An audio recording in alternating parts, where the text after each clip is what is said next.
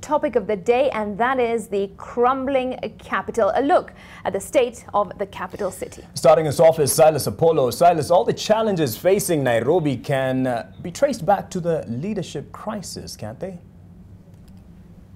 Yes, Mark and Smriti, for close to 2 months now, the city county of Nairobi has been without a governor.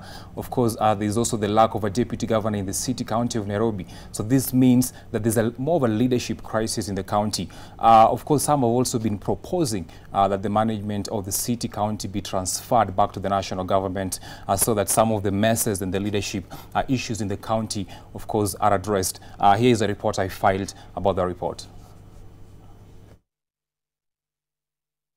When Mike Sonko was elected as the second governor of Nairobi, his supporters celebrated, terming it a new dawn for the county that had been in the hand of Evans Kidero, whom they accused of mismanagement. But 3 years later, nothing seems to have changed. There is no governor, no deputy, and a number of county executive committee member positions are vacant. Legally speaking, the governor is in charge, but his ability to perform his functions is limited.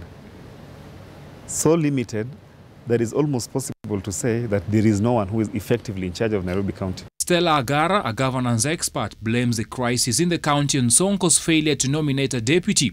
Agara says the effect has been an electorate that is disenfranchised and denied of services. Candidates to office. Troubles at the city county began when Polycarp Igathe resigned as deputy governor, saying he had lost the trust of the governor.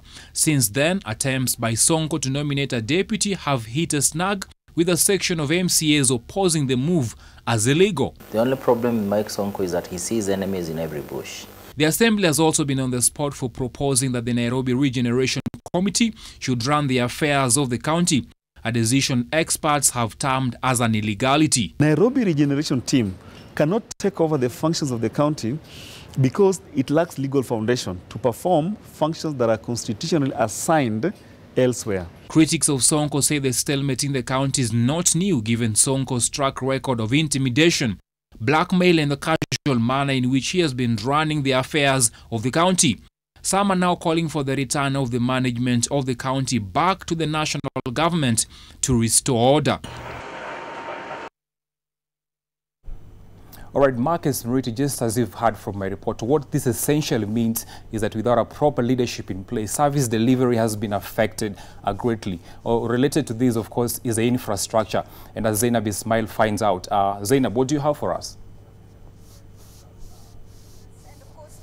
Infrastructure in Nairobi is seriously wanting, from the state of poor roads and of course the degraded drainage systems, all caused by the dysfunctional system at City Hall, where you'll find, and this is specifically especially on the urban planning department within City Hall, and you'll find that unqualified contractors are awarded tenders and licenses to construct roads and buildings, which eventually lead to loss of life. Here's a report I filed earlier on.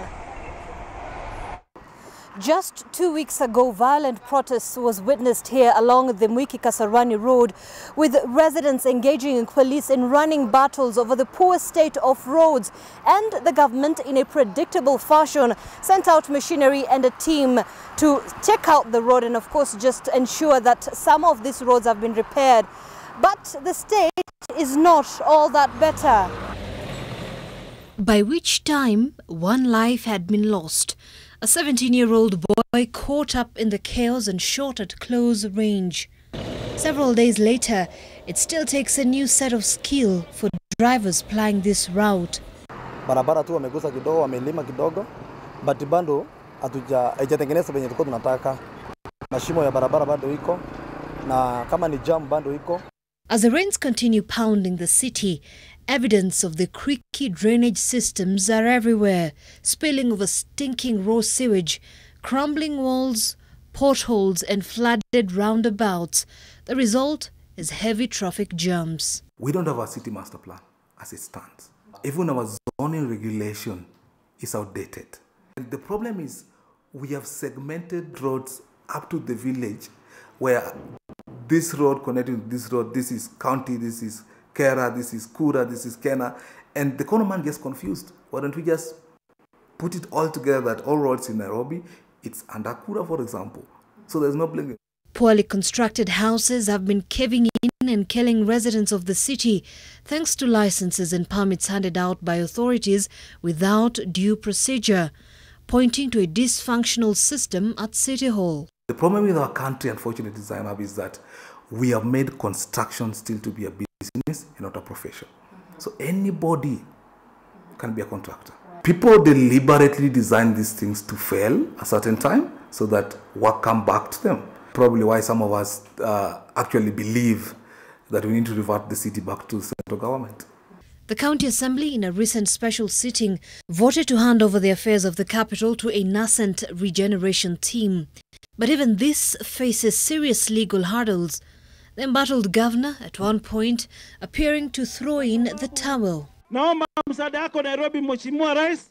Kama ni revenue, chukua huko national government.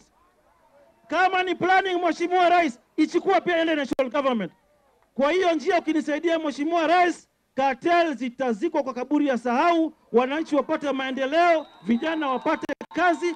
For now, it seems the residents of the capital will have to contend with poor service delivery, a mockery of the long queues they have to endure to pay taxes for better services. All right, so in many ways, parts of the city are crumbling quite literally. And as you can see from the poor state of roads that we've just shown you. And of course, if we do not change the leadership, or we do not have proper leadership within the city, county, of course, things will remain the same. And of course, olive barrows will now be exposing the rot within the city as well, literally. Olive? That's right, Zainab. In recent days, the coronavirus has had the world sitting upright at rapt attention, much as I am doing now. But the experts say we have far much more to worry about from the garbage heaps we sidestep than a disease halfway around the world away from us. Now, I spoke to city residents as well as the experts on that particular situation, and this is what they had to say on the city in the dump. Between the coronavirus in China and the locust invasion, one might be tempted to draw a comparison to the 10 plagues of Egypt. But the experts say you're far more likely to catch a case of the plague from the solid waste you sidestep as you make your way through the streets of Nairobi. Where fleas live in those rats, they are likely to carry those fleas, and those fleas may have the organism that transmit plague. City residents testifying to a failure by the Nairobi County government to effectively manage the solid waste. Tumeona ni kama tuna county government ama cause imeanza kuaffect hata wenzetu wadogo. Inazuia barabara, maji kitoka kwa barabara inakosa pale ya kuenda, inaingia kwa manyumba za watu ovyo ovyo. The solid waste getting trapped in the drainage system and resulting in flooding only scratches the surface of the danger the solid waste portends. But the problem doesn't stop at garbage collection. Question is, where does your trash end up? In Nairobi's case, most likely at the Dandora dump site. And like the flies that populate the site, the city's managers have for decades swatted away the challenges the open dumping site presents. Health is more important than money. It is the humans who make the money. The money does not make human. The Dandora dump site, more than just an eyesore, both literal and figurative, but there has been a price to pay for ignoring the problem. We have a lot of chronic health conditions, cancers. Some of them are actually as a result of this improper management of solid waste, sewage, and hazardous waste. This isn't to guard against the coronavirus, it's to guard against the host of other diseases you're likely to catch by living and working near garbage heaps such as these. In September, Nairobi Governor Mike Sonko was grilled by the EACC in regards to questionable multi-million shilling garbage collection and disposal tenders awarded to 13 firms by City Hall. The EACC wanted explanations on how the firms won their tenders and the payments made to them, dating as far back as April of 2017. Still under the one who came before, garbage tenders were riddled in filth and controversy. Evans Kidero, responding to the concerns from city dwellers, defended the laxity of the county in cleaning up the city, citing corruption as a major challenge. Well, from that stinker, we shift our focus to the safety and security of the city residents. Mel Miendo, do you have those numbers for us? Thank you, Olive. Let's now look at the trends in crime in the capital with data from the judiciary for the period from January to December 2018. Now look at the crime analysis figures in Nairobi. The number of crime cases reported to police stand at 7,128. Among these was 6,212 sex crimes, which include rape and defilement. Registered murder cases at 66, half of which have ended up in convictions in the courts. In Nairobi's Milimani Court, filed criminal cases at the Anti-Corruption Division is 98. Those resolved, these cases are 49, and pending criminal cases at 93. Now, at the Criminal Division, 1,741 criminal cases were filed, 897 of these were resolved, and 865 remained pending. The Chief Magistrate's Court had the highest number of filed criminal cases at 16,670 in Nairobi. Those resolved were 10,284, while others are still active cases.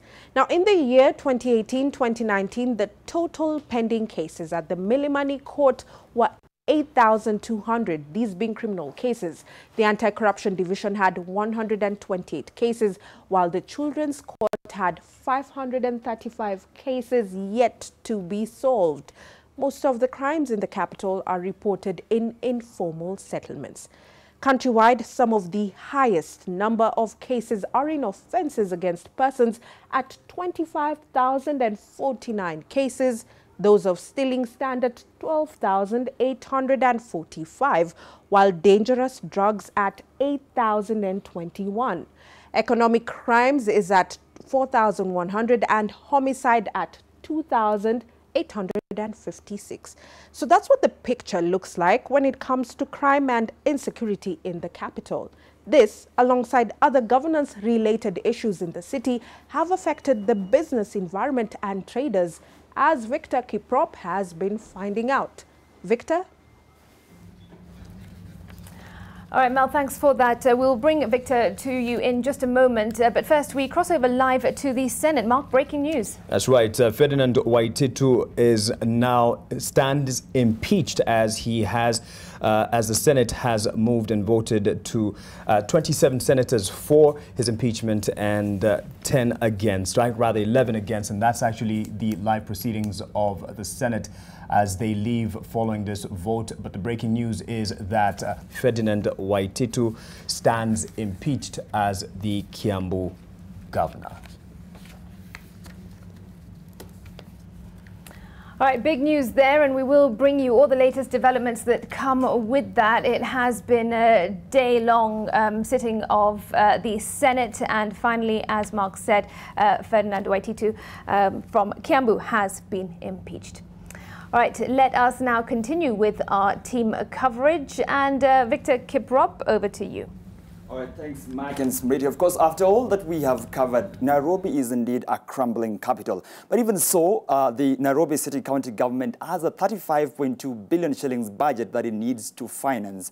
And one of the many ways it can do that is through charging fees and business permits that and other clearances that are available to businesses. And today I visited some of those traders in different parts of the city just to get a sense of how it feels to do a business in a crumbling capital. Wednesday afternoon in Nairobi, East Africa's largest capital city and commercial hub, which is also the home of 21% of Kenya's gross domestic product GDP. Nyambura Ng'ang'a, a small-scale trader dealing in building and construction materials, is going about her business, one that she says has seen tough days in recent times. It's very difficult to work in Nairobi. It's getting hard each and every day.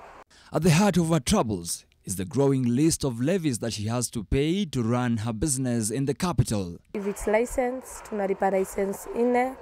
We are paying a license for shop, for fire, for advertising. If your shop does not have a canopy, you pay a license for it. Having missed its revenue collections target in the last financial year by a whopping 5 billion shillings, the county government of Nairobi is under pressure to improve revenue collections through the more than 130 revenue streams available. The growing number of levies by the county government also add to the already heavy taxation burden shouldered by businesses, including the recently effected 3% turnover tax.